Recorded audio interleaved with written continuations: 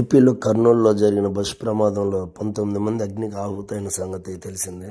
4 కారణాలుగా చెప్పుకోవచ్చు. ఒకటి వచ్చేసి bus design, AC sleeper coach design అంతా చెక్కలతో డిఫరెంట్ గా చేయించబడింది. రెండోది వచ్చేసి బస్సు లగేజ్ క్యాబిన్ లో 400 వరకు మొబైల్ ఫోన్లు బెంగళూరు ఫ్లిప్కార్ట్ కి తరలి. మూడు వచ్చేసి శివశంకర్ అనే వ్యక్తి, ఇతనే బైక్ యాక్సిడెంట్ చేసింది.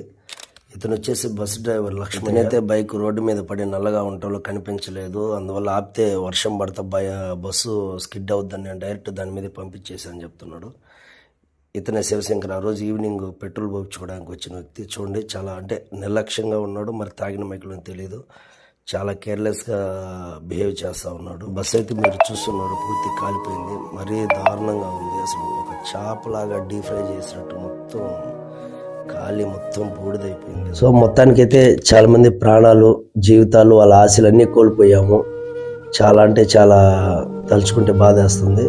ఇప్పటికైనా కానీ పోలీస్ యాజమాన్యం, రవాణా యాజమాన్యం ఈ ప్రైవేటు ట్రావెల్స్ పైన ఉక్కుపాదం మోపాలి. ఈ బస్సు ప్రమాదంలో మరణించిన ప్రతి ఒక్కరికి నివాళులు అర్పిస్తూ వారి కుటుంబ సభ్యులకి ప్రగాఢ సానుభూతి తెలియజేస్తున్నాము. సో ఈ వీడియో నచ్చితే లైక్ చేసి షేర్ చేయండి.